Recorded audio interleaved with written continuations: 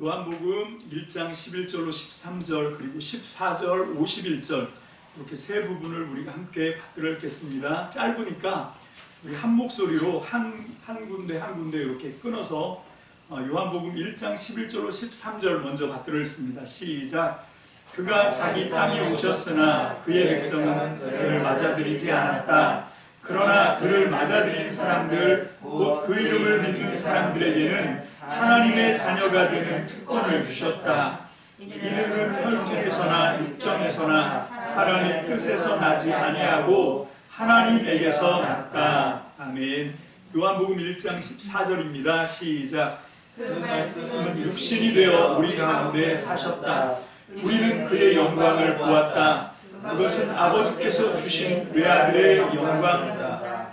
그는 은혜와 진리가 충만하였다. 아멘. 요한복음 1장 51절입니다. 시작. 예수께서 그에게 또 말씀하셨다. 내가 진정으로 너희에게 말한다. 너희는 하늘이 열리고 하나님의 살인 인자 위에 오르락내리락 한 것을 보게 될 것이다. 아멘. 기도하겠습니다. 할렐루야. 살아계신 주님, 주님의 사랑과 은혜를 감사합니다. 오늘 우리가 이제 요한복음 하나님 두 번째 시간으로 예수님을 알아가는 제자라고 하는 제목으로 우리가 하나님의 말씀을 공부합니다. 주의 아버지 하나님, 먼저 우리 안에도 예수님을 만나고 예수님을 사랑해서 예수님을 알아가기로 간절히 소망했던 그들을 본받아 하나님, 우리도 2022년 새 벽두 이제 첫 주에 하나님 앞에 간구합니다. 주님, 우리에게도 이 마음을 주셔서 하나님, 우리가 그 어떤 것보다도 예수님을 더 깊이 알아가는 것을 내 인생의 최대의 과제로 하나님, 나의 가장 우선순위로 삼고 살아가게 주여 역사하여 주옵소서. 아버지 하나님, 오늘 이 말씀 가운데도 성령님 운행하여 주시고 하늘의 지혜로 역사하여 주옵소서. 전폭을 주께 맡겨드립니다. 감사를 드리고 예수님의 이름으로 축복하며 기도합니다. 아멘. 할렐루야. 아멘. 먼저 우리가 예수님을 좀 사랑했으면 좋겠다, 그런 말씀을 한번 드려봅니다. 여러분, 이게 사랑하면 알게 돼 있습니다. 여러분, 내가 누군가를 사랑하면 내가 사랑하는 사람에 대한 어떤 지식, 그 사람에 관한 어떤 정보, 이런 것들을 자동으로 많이 알게 돼 있어요. 우리 여기 다은이도 있고 세웅이도 있고 우리 딸도 저 뒤에 앉아 있지만 저 친구들이 만약에 아이돌 누군가를 좋아하는 정말 찐팬, 누구를 좋아할까요? BTS도 있고 여러 있는데 내가 좋아하는 아이돌은 걔들 생일을 알더라고요. 자기들을 낳아주고 길러주고 사랑으로 이렇게 여태까지 보호해준 부모님들의 생일은 몰라도 자기가 좋아하는 그 아이돌 BTS니 이런 친구들의 생일도 알고 뭘 좋아하는지 다 알아요. 왜 그런지 아십니까? 사랑하니까 아는 거예요. 관심이 가거든요. 그래서 그 정보들을 누가 시키지 않았는데 다 이렇게 찾아보게 돼 있습니다. 여러분, 여러분들이 하나님 사랑하시나요? 여러분, 이건 가짜입니다. 사랑한다 그러는데 하나님을 아는 지식이 없어. 하나님을 알 수 있는 방법은 성경밖에 없는데, 여러분, 성경은 덮어놓고 그냥 자기가 그냥 우겨요. 사랑한다고. 근데 그거는 자기도 속고 우기는 겁니다. 거짓말하는 거예요. 사기치는 겁니다. 진짜 내가 하나님을 사랑하면 사랑하는 첫 번째 단계가 뭐냐면 내가 사랑하는 그 대상에 대해서 나는 관심을 가지고 알아가게 돼 있어요. 그게 진짜 사랑입니다. 전 여러분들이 2022년 한 해를 통해서 하나님을 더 깊이 사랑하는 그런 축복의 해가 되기를 간절히 원합니다. 아멘. 그냥 요식 행위로 그냥 예배만 드리고 왔다 갔다만 하고 주일만 지키고 이렇게 한 게 내가 하나님 앞에서 해야 되는 어떤 최소한의 내가 해야 될 도리 이런 것만 딸꾹딸꾹 하고 그리고는 하나님에 대해서 전혀 관심이 없고, 이건 사랑의 관계가 아니에요. 진짜 내가 하나님을 사랑한다고 하면 그 누구보다도 더 깊이 하나님을 알아가고 싶고 하나님을 배우고자 하고 그런 마음이 있는 거죠. 우리가 정말 예수님을 사랑한다고 하면서 예수님의 말씀을 멀리한다. 그거는 여러분 이 시간에 정신을 똑바로 차리시기 바랍니다. 그건 사랑하는 게 아닙니다. 이용하는 거지. 정말 내가 예수님을 사랑한다고 하면 그 어떤 것보다도 예수님에 관해서 내가 더 깊이 알아가고 싶어 하는 거죠. 전 이 요한복음을 그런 목적으로 저와 여러분들이 함께 배워갔으면 좋겠다는 생각을 해요. 여러분 우리가 정말 사랑하는 예수님이 어떤 분이신지 이 복음서를 통해서 잘 우리는 배울 수가 있습니다. 그래서 우리가 정말 이 요한복음을 이제 놓고 함께 기도하면서 이제 2주 후가 되면 우리가 이제 이 전체로 한번 짧은 시간에 8번에 걸쳐서 이 요한복음을 전체로 한번 훑어보기를 원해요.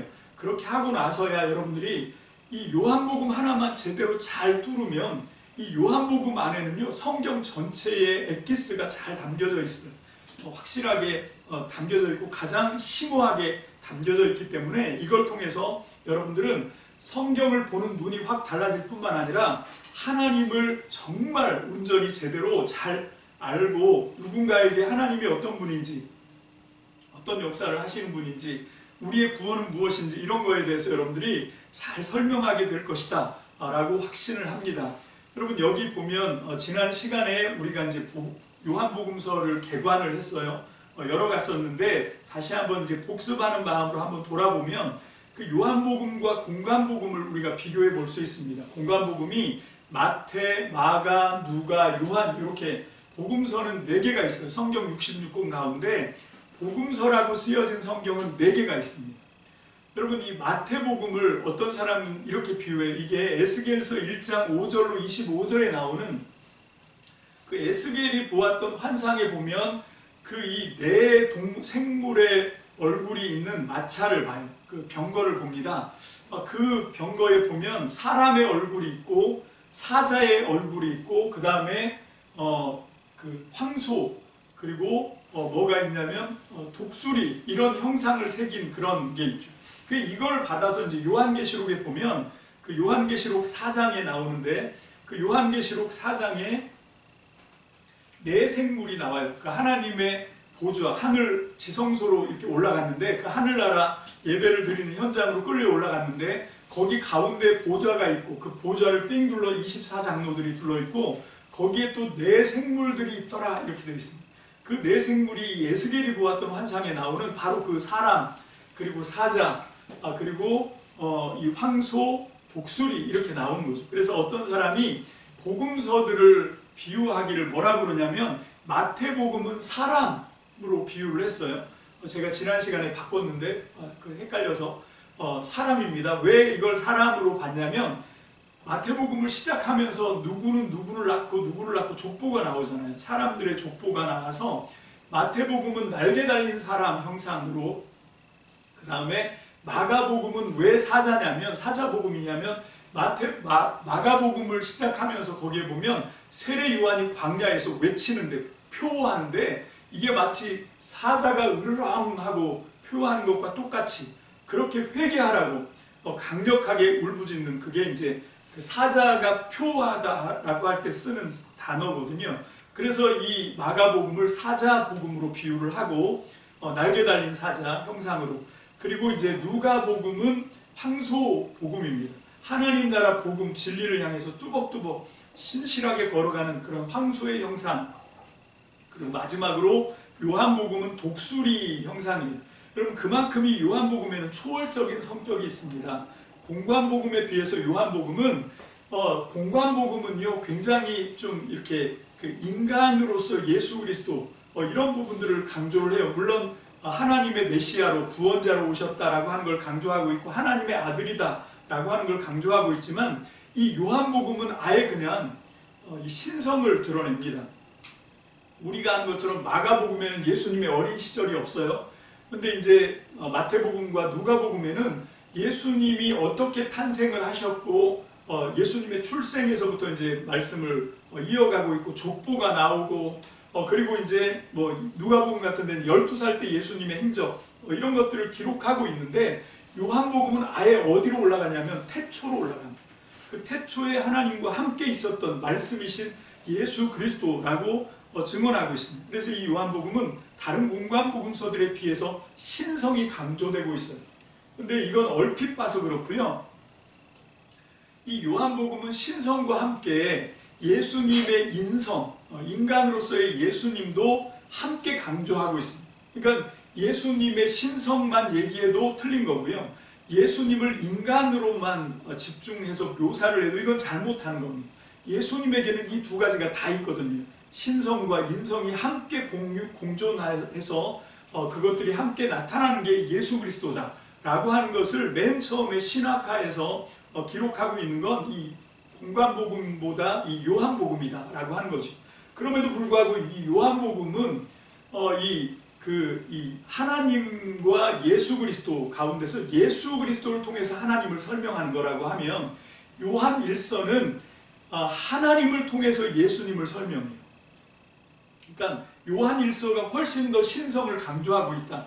그럼에도 불구하고 다른 공관복음에 비하면 이건 정말 완전히 차별이 될 정도로, 정말 독수리처럼 저 위에서 보는 것처럼 예수님의 신성에 대한 탁월한 그런 걸 설명하고 있는데, 그러나 신성과 인성이 조화롭게 서술되고 있다라고 하는 걸 우리가 놓치면 안 되고요. 그 다음에 언어입니다. 언어.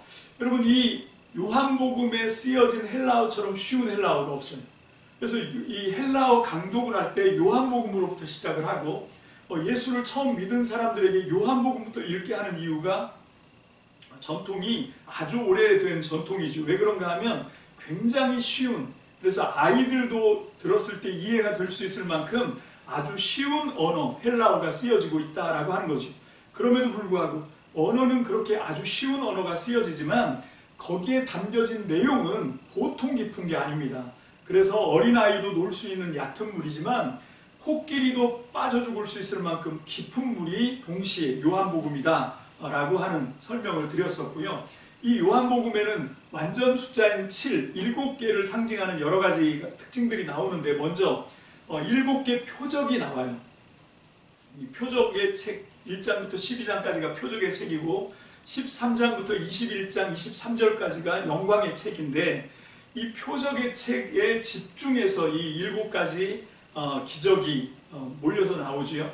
첫 번째가 이제 가나운인 잔치, 요한복음 2장 1절로 11절, 그리고 두 번째 표적이 가나 왕의 신하의 아들의 치유 사건, 요한복음 4장 46절로 54절, 그리고 세 번째가 베데스다 연못에서 38년 된 중풍병자를 치유하는 사건이 요한복음 5장 1절로 9절, 그리고 오병이어의 기적이 요한복음 6장 1절로 13절, 그리고 그 갈릴리 바다 물 위를 걸어 오시는 예수님 이야기가 요한복음 6장 16절로 21절, 그리고 소경, 날 때부터 소경을 치유하시는 사건, 그게 요한복음 9장 1절로 7절, 그리고 죽은 나사로를 살리는 사건이 요한복음 11장 1절로 44절, 이렇게 기록되어 있습니다.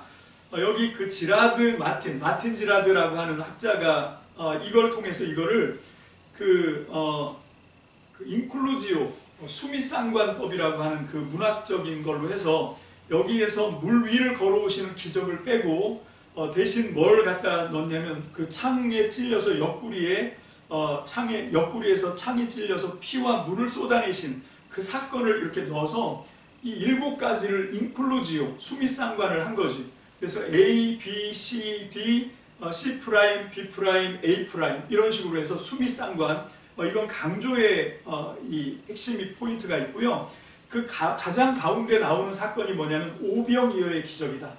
여러분, 떡과 포도주로 굶주렸던 사람들을 잘못하면 들에서 줄여서 죽을 수도 있는 위험한 상황에서 5,000명이나 되는 많은 사람들에게 불과 떡 5개, 물고기 2마리밖에 안 되는데 그걸 가지고 먹였을 뿐만 아니라 남아서 12광주리에 차고 넘치게 거두어들인 사건, 이걸 통해서 이 하나님, 예수님을 통해서 선포되는 하나님의 나라가 얼마나 풍성한가, 얼마나 넉넉한가, 얼마나 배부르고도 남는 것이 12광주리나 거두는 그런 기적인가 라고 하는 것을 설명해주고 있는, 그것도 굉장히 의미가 있습니다. 그런데 여기 예수님의 옆구리에서 피와 물이 쏟아지는 것보다는 그 예수님의 부활을 넣는 것이, 이 물을 포도주로 바꾸는 사건이 그 육신으로 죽음을 당하는 거기에서 영원한 생명을 얻는 새로운 생명의 세계로 들어가는 이 물이 포도주가 되는 건 완전히 질적으로의 변화잖아요.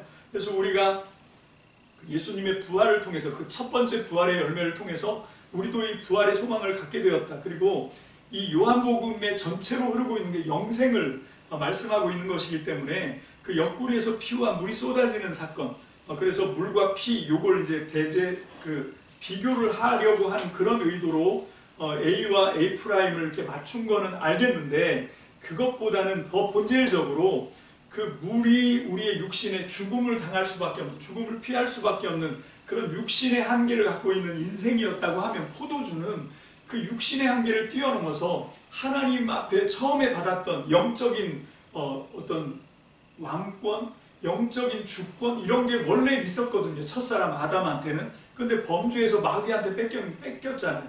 그 천하 만물을 다스릴 수 있는 권세를 마귀한테 넘겨줘 버렸어요. 그거를 예수님이 십자가에 들어 올려주셔서 죽으심으로 승리하시고, 마귀에게 있었던 그 하나님이 원래 인간을 만드시면서 주셨던 그 하나님과 함께 교제하며 살 수 있는 영생의 특권을, 왕권을, 다스림의 하나님을 대리해서 다스리는 그런 권한을 다시 회복했다라고 하는 게 포도주가 된 거죠. 그래서 이게 이 예수님의 부활 사건, 십자가의 죽으심과 부활을 올려놓는 게 훨씬 더 좋지 않나, 이런 한번 생각을 해봅니다. 자, 7개의 이야기가 나옵니다. 첫 번째가 요한복음 3장에 나오는 니고데모와 예수님이 대화를 하시고, 4장에 가면 사마리아 여인과 대화를 하시고, 38년 된 병자를 치료한 후에 유대인과 나누는 대화. 여러분, 앞으로 이제 이 요한복음을 공부하시면서 요한복음을 읽다 보면 그 긍정적인 얘기를 할 때는 이스라엘이라고 표현을 해요. 똑같은 민족인데, 그런데 좀 부정적으로 표현을 할 때는 유대인이라고 표현합니다. 이스라엘 사람이라고 하면 이건 되게 긍정적인 거죠. 예를 들면 나다나엘에게 네가 참 이스라엘 사람이다 이렇게 얘기하잖아요. 네 속에 간사한 게 없다 이러고 얘기를 합니다. 이게 긍정적인 면을 얘기할 때는 문학 표현상 이거를 그 이스라엘 사람이라고 얘기를 하는데, 어떤 그 사람 속에 있는 어떤 사특함, 간사함, 불신함 이런 것들을 얘기할 때는, 부정적인 묘사를 할 때는 유대인이라고 하는 표현을 쓰고 있다. 그래서 여기 병자를 치료했는데 그게 안식일에 치료한 거라고, 안식일을 어겼다 그러면서 이제 유대인과 대화를 나누고, 그것 때문에 이제 축출을 당할까봐 두려워하고, 결국 이 38년 되었다가 나았던 병자는 그 뒤에 나오네요. 그거는 이제 그 레닌 표적입니다. 이건 아니고, 자, 이렇게 그 뒤에 또 오병이어 표적 후에 또 이제 유대인들과 대화하는 초막절 논쟁 나오고, 목자 설교에서 또 논쟁하는 이야기가 나오고, 그래서 돌을 들어서 치려고 하죠. 그리고 요한복음 14장에서 16장까지가 고별 설교, 17장은 예수님의 대제사장적인 기도, 이렇게 나오고 있는데, 담화, 대화를 나누는 이야기가 이렇게 7개로 정리가 되어 있습니다. 또 7개의 나는 뭐뭐이다, 에고 에이미라고 하는 표현인데, 첫 번째가 생명의 빵이다, 그리고 세상의 빛이다, 양의 문이다, 선한 목자다, 나는 부활이요 생명이다, 나는 길이요 진리요 생명이다, 나는 포도나무다, 이렇게 자기 자신을 내가 누구다, 에고 에이미라고 하는 표현이 7번 나옵니다. 여러분이 에고 에이미, 나는 뭐뭐다 라고 얘기할 때 이거는 하나님의 신적 자기 표현이에요. 이게 출애굽기에 나오는 나는 스스로 있는 나다, 이 히브리 말이 이 헬라어로 바뀔 때 에고 에이미라고 바뀌는 거죠. 나는 나다, 나는 스스로 있는 나다, 혹은 나는 그렇게 되도록 만드는 나다, 뭐 이런 식으로 이제 설명을 해낼 수 있는데, 저는 개인적으로 맨 마지막 나는 누군가를 내가 되고자 하는 것으로 바꿀 수 있는 나다, 이쪽으로 더 많은 비중을 갖고 해석을 하고 번역을 해야 더 온당하다라고 개인적으로 생각을 합니다. 그건 이제 나중에 깊이 말씀을 공부하면서 나오는 얘기가 될 거고요. 자, 공간복음에는 이 비유들, 이 7가지 나는 뭐뭐다 라고 하시는 그 비유가 공간복음에는 거의 안 나와요. 그 공간복음에 나오는 비유는 요한복음엔 거의 나오지 않고, 또 요한복음에 있는 이 7가지 나는 뭐다, 나는 뭐다라고 말씀하시는 거기에 보면 그건 이제 또 공간복음에 나오지 않고, 그래서 이게 완전히 관점이 다르다라고 얘기하는 거죠. 그 요한복음의 신학, 이건 이제 제가 우리 그 사경회를 할 때 더 풀어서 설명을 하기로 하고요. 대충 읽기만 하겠습니다. 예루살렘 활동, 또 하나님과 인간, 상세한 기독론이 요한복음의 핵심이고요. 또 핵심 메시지가 영생. 여러분, 이게 공관복음에는 하나님 나라가 굉장히 강력하게 주장되고 있는 신학이에요. 근데 이 요한복음에는 하나님 나라라고 하는 표현이 별로 안 나옵니다. 거의 안 나와요. 그리고 그 하나님 나라를 대체하는 그 자리에 뭐가 있냐면 영생이 있습니다. 근데 이 영생은 거의 95%가 현재 일어나고 있는 영생입니다. 이 영생이 그냥 물리적으로 한없이 길게 영원히 늘어지는 생명 얘기를 하는 게 아니라, 이 요한복음이 얘기하고 있는 영생의 신학은 뭔가 하면 하나님과 교제하는 어떤 관계 속에 있는 생명을 얘기합니다. 새로운 존재로 하나님과 교제권 안에 들어가 있는, 이걸 가리켜서 영생이라고 하는데, 이게 뭐냐면 하나님 나라예요. 그래서 이 95%가 현재에 이루어지는 하나님 나라로서의 영생을 얘기하고, 단 5%만 이제 궁극적으로 하나님의 나라에서 누리게 되는 그런 완전히 질적으로 새로운 하나님 안에 완전히 들어가게 되는 그런 영생 이야기를 하는 거죠. 그래서 95%가 하나님 나라의 현재성에 대한, 그래서 이 영생, 하나님 나라의 현재성이 굉장히 강조되고 있는 복음서고, 또 기적의 기능, 기적이 그냥 중심이 아닌 거예요. 이게 뭔가를 위한 수단으로 쓰여집니다. 그래서 이 요한복음에만 기적이라고 쓰지 않고, 기적, 기사, 이사 이런 표현을 쓰지 않고 표적, 사인이라고 영어로 번역되는 표적이라고 하는 단어를 써요. 이거는 표적이야, 표적. 이렇게 이제 얘기를 하는 거죠. 자, 그리고 십자가 처형의 계기가, 여러분 공관복음에는 왜 십자가에 달려 죽게 되냐면 그 성전을 이제 헐어라 뭐 이렇게 말씀하시면서 그 예수님의 어떤 그런 이유 때문에 결국은 유대인들이 대제사장들과 같이 이렇게 해서 이제 예수님을 죽여야 되겠다. 이게 보면 그 예수님의 죽음의 계기가 되거든요. 공관복음서에는 거의 다. 그리고 이건 공관복음서들은 뭐냐면 굉장히 수동적입니다. 그러니까 그 사람들에 의해서 죽임을 당하는 거예요, 말 그대로. 근데 요한복음은 다릅니다. 요한복음은 예수님이 죽게 된 계기를 뭐라고 쓰냐면 나사로, 죽은 나사로 사건 때문에 그렇다. 죽은 나사로를 살린 사건 때문에 유대인들이 예수님을 죽여야 되겠다. 계기가 살짝 다릅니다. 그리고 또 두 번째로 이 요한복음은요, 이 예수님의 십자가의 죽으심을 예수님이 스스로 선택하신 걸로 표현을 합니다. 그러니까 아까 공관복음에서 예수님의 십자가 처형을 수동적으로 사용을 했다고 하면, 이 요한복음은 능동적으로 자기가 스스로 선택하는, 나는 버릴 수도 있고 취할 수도 있다 그러면서 자기의 마지막 그 십자가의 죽으심을 스스로 선택하는, 그렇게 표현되고 있고요. 그리고 그 십자가의 죽음에 대한 것도 그 마가복음은 특별히 예수님의 고난에 포커스를 맞춥니다. 수치를 당하고 벌거벗겨지고 정말 고통스럽게 매질을 당하고 뭐 이런 식으로 표현을 해서 예수님이 당하는 수욕, 수치, 그것들을 이제 그 고통의 측면에서 부정적으로 이렇게 설명을 하고 있는데, 이 요한복음에서는 이거를 들림이라고 얘기합니다.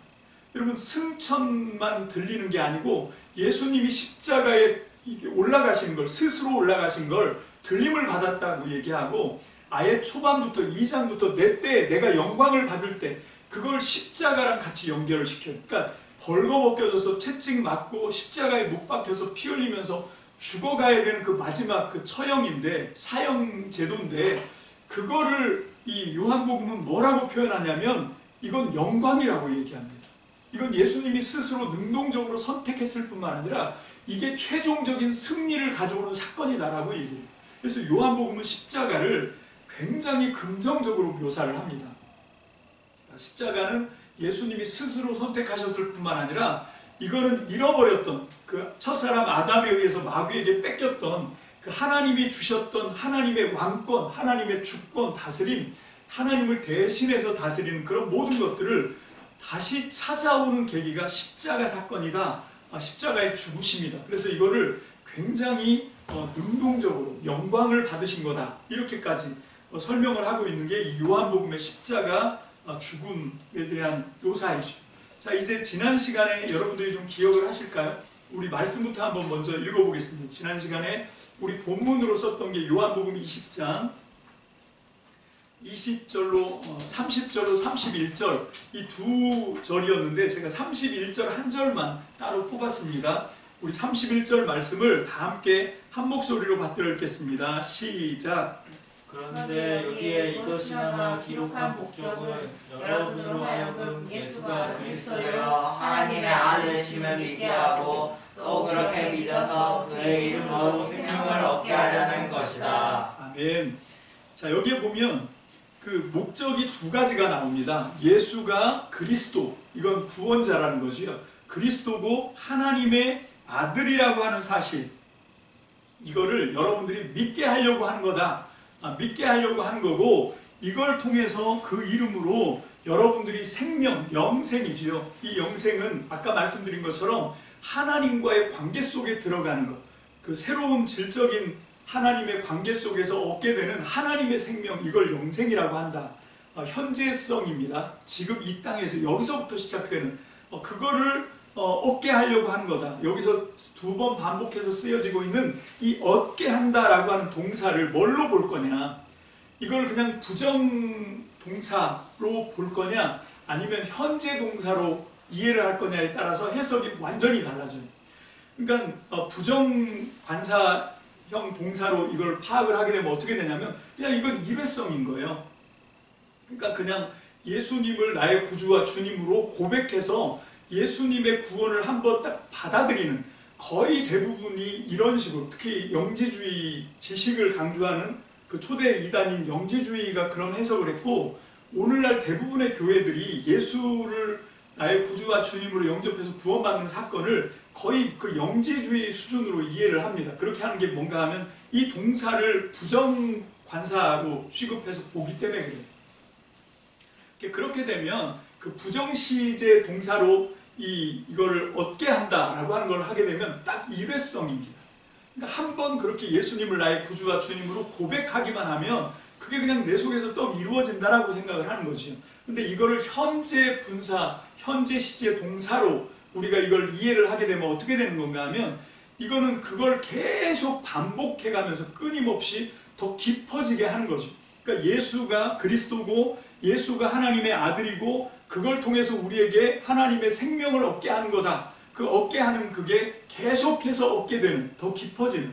그러니까 이게 한쪽은 전도용, 아까 얘기한 부정시제로 이 동사를 보게 되면 이거는 그냥 전도용으로 쓰여진 그런 걸로 이해를 하게 되고, 그게 아니라 이건 현재 시제다라고 그 동사를 이해를 하게 되면 이거는 그냥 어떻게 되는 건가 하면 더 아주 이미 믿었던 사람인데, 이미 예수님을 영접하고 전도를 받고 복음을 믿어서 구원받은 사람인데, 이 말씀 여기 따로 요거나마 기록을 한 게 이 많은 기적들이 있는데 그걸 다 한 게 아니라 의도적으로 이렇게 한 게 뭔가 하면 더 그 신앙을, 그 구원을 깊이 깨닫게 하려고 하는, 그래서 그 예수가 그리스도고 하나님의 아들이시다. 요게 이 고백이 굉장히 중요한 고백인데 그 의미를 점점 더 깊이 깨달아가게 하려고 하는 그런 목적으로 이 책을 썼다.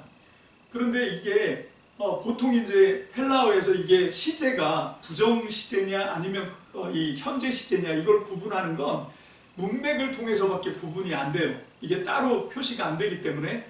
그런데 이 전체 요한복음의 내용을 읽어봐도 이 답이 안 나옵니다. 왜 그런가? 아까 말씀드린 것처럼 이건 정말 초신자에게, 안 믿는 사람에게 쉽게 감동으로 전달해서 예수의 복음을 전해서 그들을 영접하게 하는 전도용으로 쓰일 만큼 쉬운 헬라어 단어가 쓰였다고 말씀드렸죠. 그런 것도 있지만 또 동시에 언어는 쉽게 쓰였지만 내용이 너무 깊어요. 그래서 이거는 이미 예수 믿고 구원받은 사람들의 자기 신앙을 더 확고하고 더 깊이 있게 만드는 데 쓰여지는 양육용 교재라고도 또 우리가 볼 수 있기 때문에 여기서는 이게 전도용인지 아니면 양육용인지 이거는 해답을 선뜻 쉽게 내릴 수 있는 그런 주제가 아니다. 그래서 우리가 이걸 읽어가면서 저는 생각해요. 개인적으로 두 가지 다 써도 된다. 전도용으로도 굉장히 훌륭하고 또 그 이미 예수를 믿고 진리를 깨달은 사람에게 그 진리를 더 확고하고 더 깊이 있게 만들어가는 그런데 굉장히 중요한 책이 요한복음이다. 그래서 이건 두 가지를 다 활용을 해도 아무 문제가 없다라고 하는, 저는 개인적으로 그렇게 정리를 했습니다. 자, 이제 요한복음의 정체, 주제, 예수 그리스도의 정체와 그에 대한 반응, 그러니까 구원론과 기독론, 이 요한복음의 전체 주제자라고 하는 것이죠. 자, 이 요한복음의 구조, 여러분들이 요거는 이제 이 자료로 제가 여러분들에게 드렸으니까 그 요한복음의 구조는 어떻게 되어 있냐면 크게 서론, 본론, 결론으로 되어 있습니다.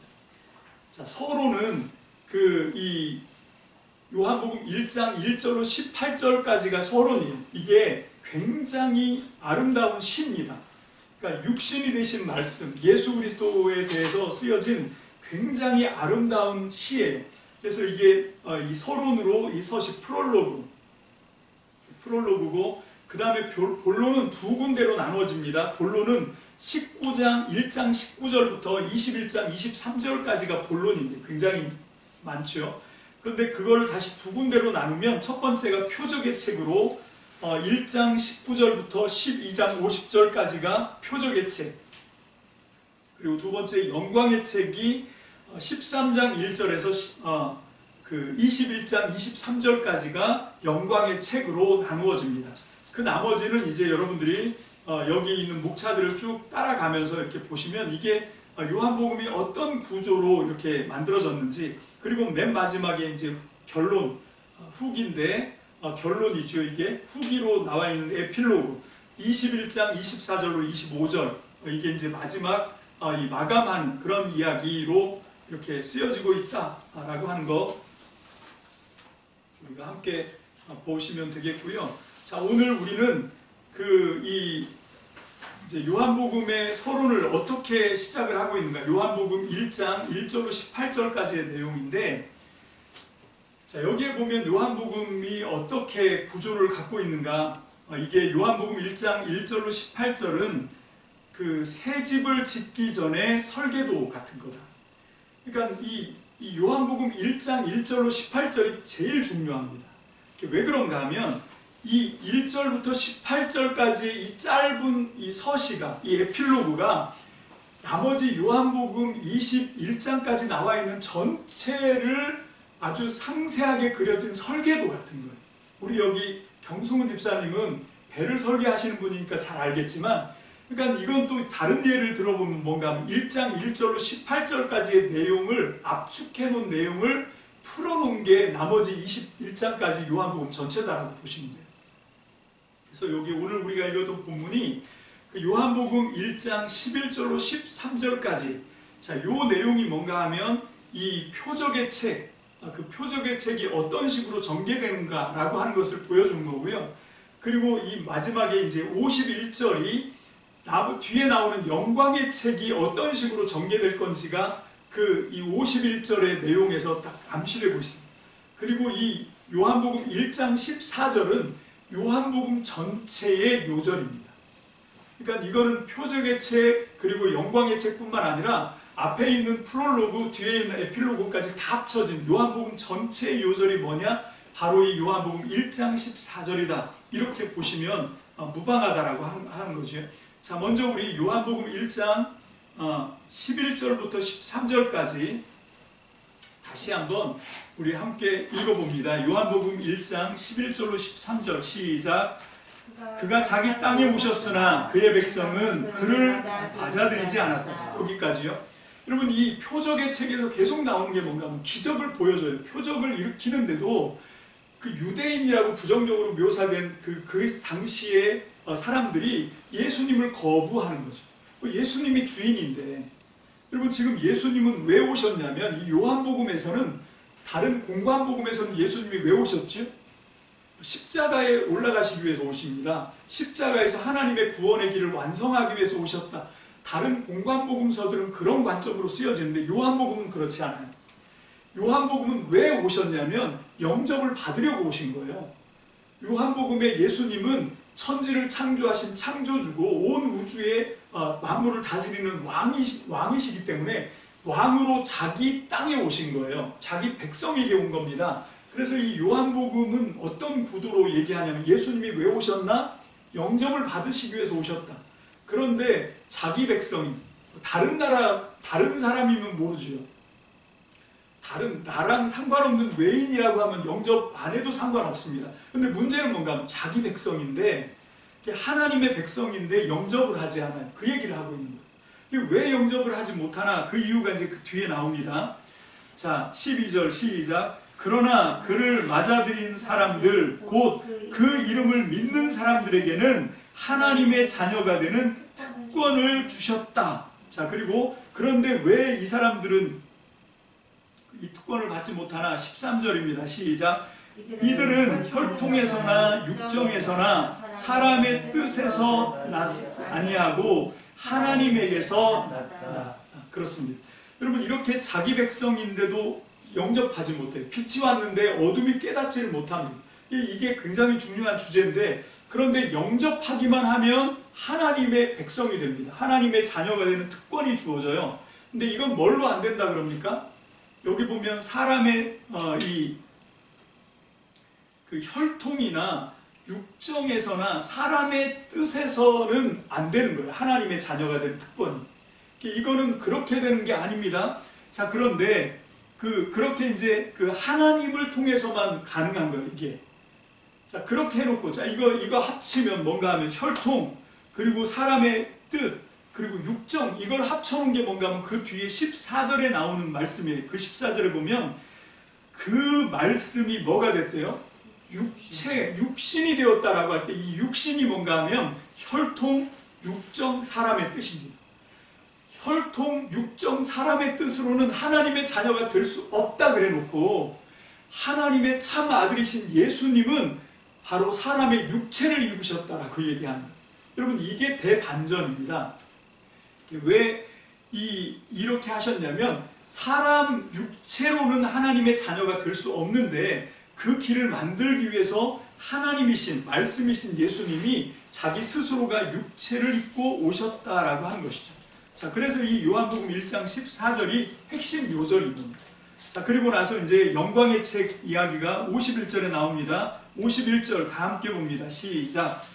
예수께서 그에게 또 말씀하셨다. 내가 진정으로 너희에게 말한다.